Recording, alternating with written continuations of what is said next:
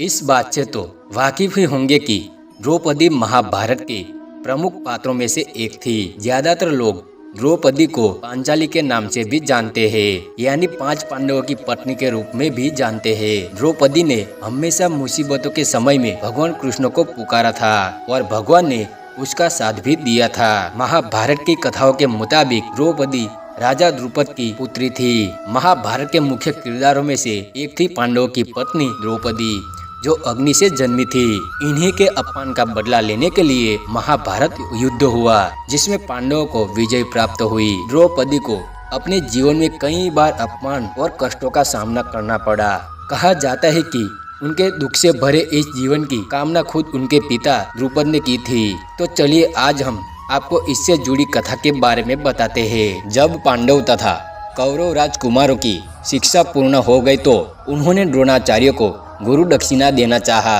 द्रोणाचार्य को पांचाल नरेश तथा अपने पूर्व के मित्र द्रुपद के द्वारा किए गए अपने अपमान का स्मरण हो आया और उन्होंने राजकुमारों से कहा, राजकुमारों, यदि तुम गुरु दक्षिणा देना चाहते ही हो तो पांचाल नरेश द्रुपद को बंदी बनाकर मेरे समक्ष प्रस्तुत करो, यही तुम लोगों की गुरु दक्षिणा होगी। गुरुदेव की इस प्रकार कहने पर समस्त राजकुमार अपने अपने अस्त्र शस्त्र लेकर पांचाल देश की ओर चल दिए। पांचाल पहुंचने पर अर्जुन ने द्रोणाचार्य से कहा, गुरुदेव, आप पहले कौरवों को राजा द्रुपद से युद्ध करने की आज्ञा दीजिए। यदि वे द्रुपद को बंदी बनाने में असफल रहे तो हम पांडव युद्ध करेंगे। इसके बाद अर्जुन ने आगे बढ़कर द्रुपद को बंदी बना लिया और गुरु द्रोणाचार्य के समक्ष ले आए।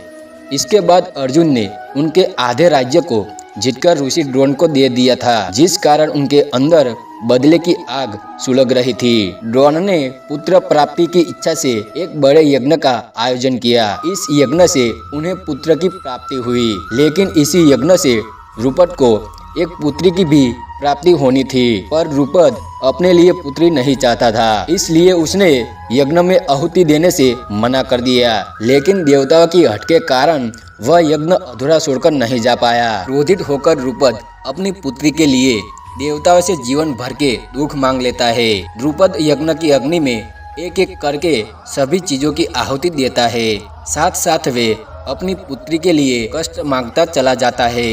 अबीर की आहुति देते हुए द्रुपद कहता है कि अबीर की भांति पवित्र चरित्र हो उसका, लेकिन फिर भी उसे विश्व की सारी अपवित्रता प्राप्त हो।